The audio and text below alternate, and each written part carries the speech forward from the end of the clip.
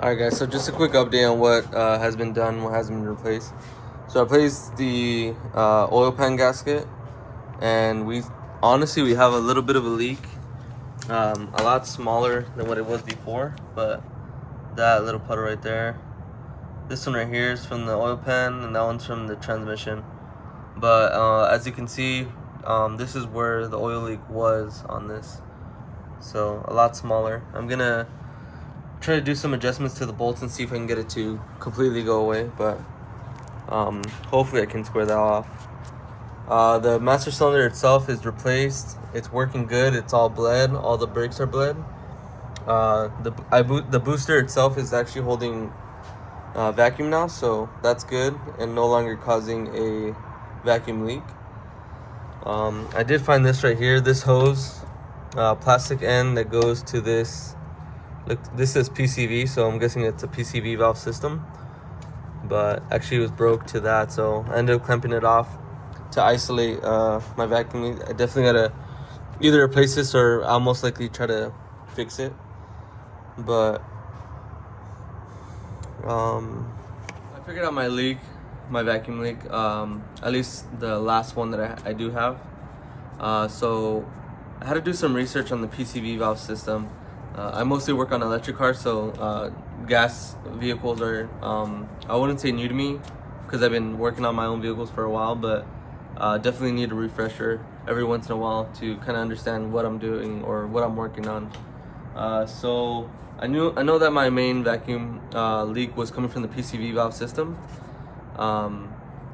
but I guess I wasn't like really understanding why or kind of how the system works.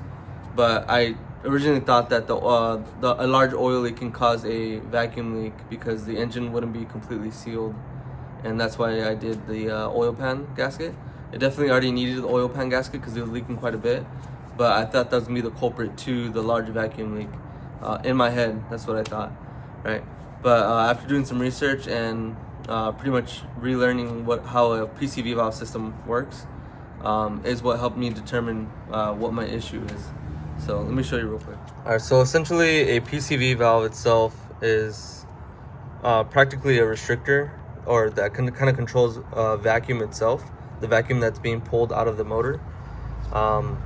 And I started to think, knowing that if I have this disconnected from the rest of the PCV valve system, pretty much removing it from the engine, vacuum should not change at all, because this is what kind of restricts the vacuum itself.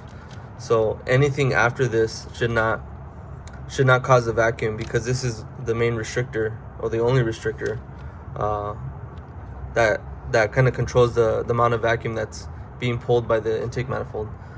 So I started to think, if that's the case, and I know when plugging this port right here with the plug, that my idle goes down completely, fixes it entirely.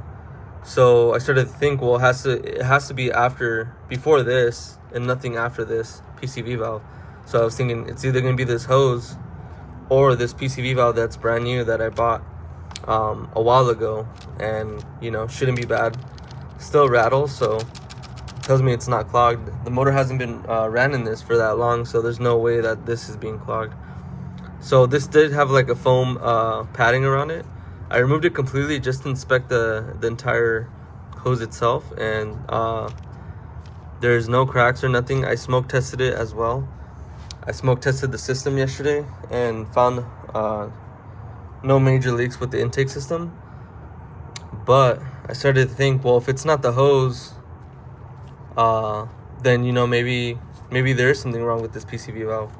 I did buy this on Amazon like a while ago, so it said it fit this vehicle. But I started looking back in the comments, or not the comments, but the reviews for this, and I saw I think some people with Hondas, there's one comment saying that it caused the engine to run really bad. And I started to think, well, they're not all PCV valves are the same. Some probably allow a different amount of vacuum to be pulled from the motor, different amount. There's no way that they're all the same. So I decided to buy one from AutoZone, and that's what this one looks like. So they honestly look very identical, except one's blue, half blue, and one's all black.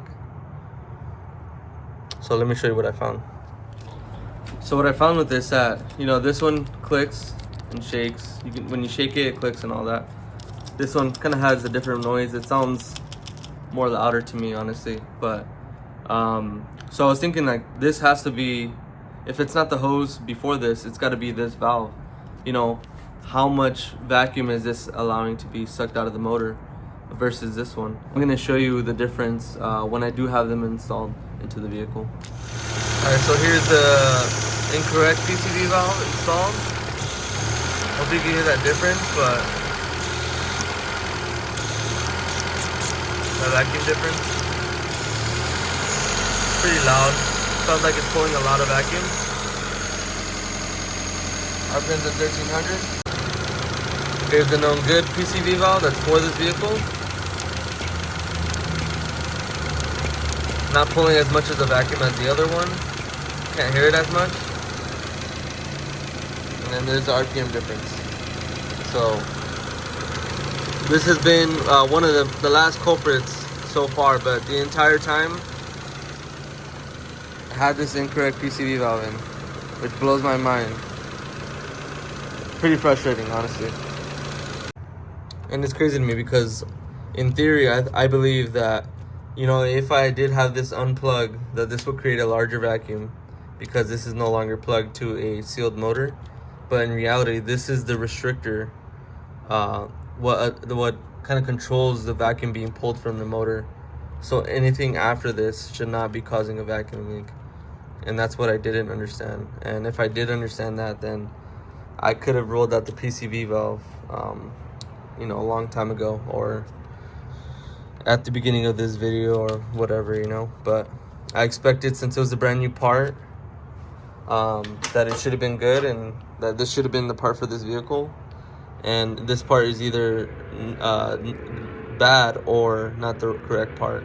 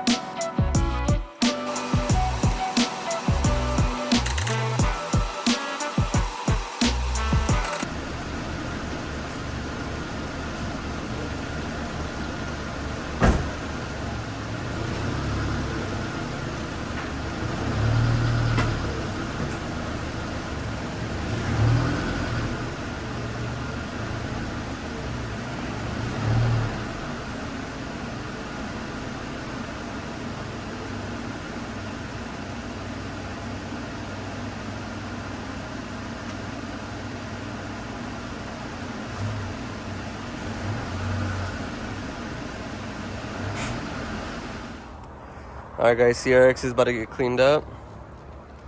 It's been a couple years since it's been cleaned. As you can see, some people put some stuff on it. Damn. I'm gonna show you before and after.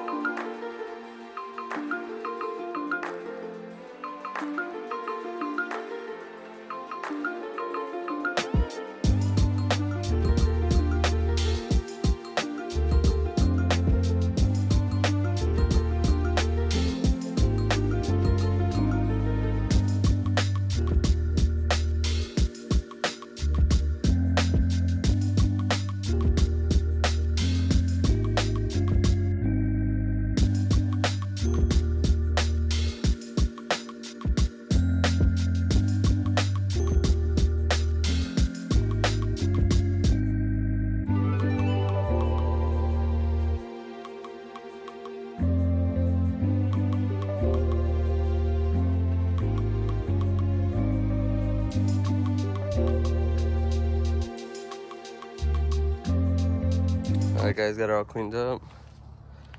It's been a long time since she had a wash. Obviously the paint's not good, so not too much of needing a wash, more of a paint job, but just nice to see her nice and clean again. Got the homies out here. Say what up though. Hi. Say hi. Damn.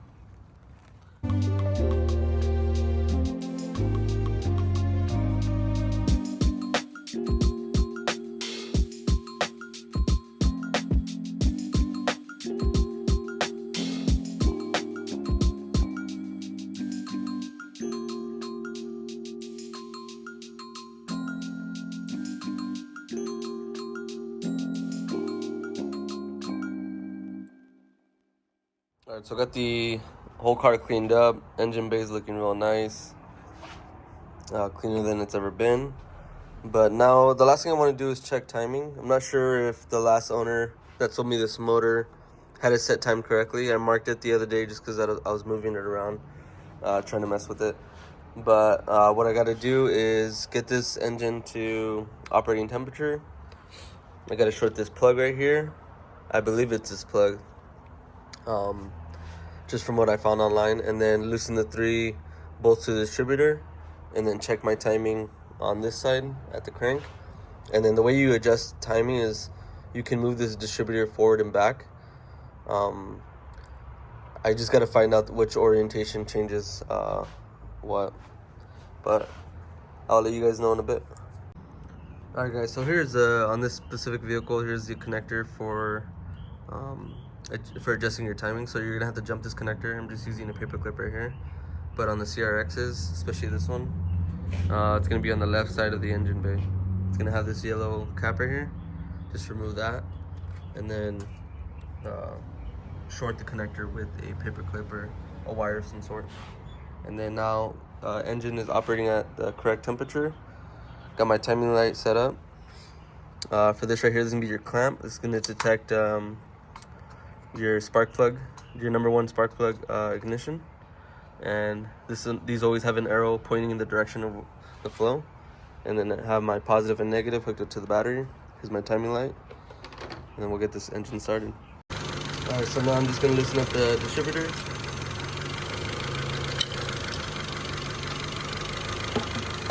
And you're just gonna loosen up just a little bit. And then when you're doing this, just make sure there's no load on the motor, no headlights on, no radio. The least amount of load that you can have, the better. So we'll get it started up. Alright, so kind of hard to see, but I have there's 3 little lines on this harmonic balancer. Kind of where that purple is showing up, I kind of marked it with a paint marker. So there's gonna be some on the back side of the harmonic balancer too. I can't really show you, it's going to be super hard, but you want to get it lined up with the middle line on the harmonic balancer. See that purple mark right there?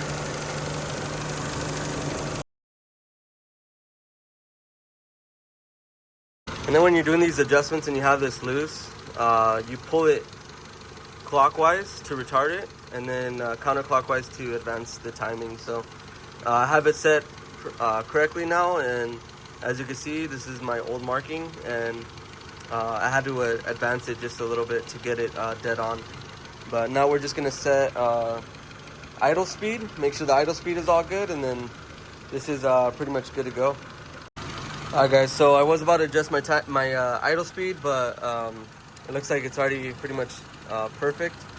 But if you were to adjust the idle speed, there's a little adjustment right here. And this will adjust your idle, and you just use the flathead screwdriver and then kind of turn it counterclockwise to raise the idle, and then clockwise to lower the idle. So we're just gonna set that to about 750.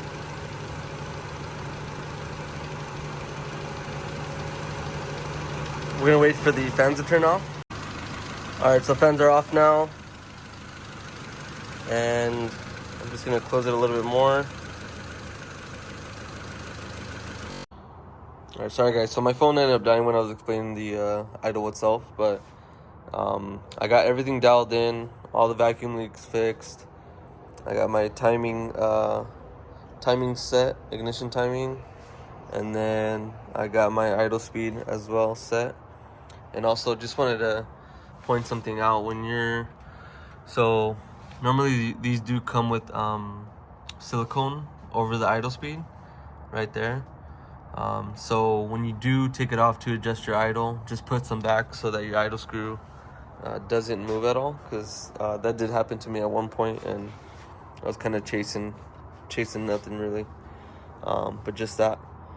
But yeah, now it's time for emissions. Gonna try to get it to pass, and hopefully all that goes good. I still have to do a wheel bearing on this right front, so you'll be seeing a video on that. But yeah, let me know what you guys think of the video. Deuces.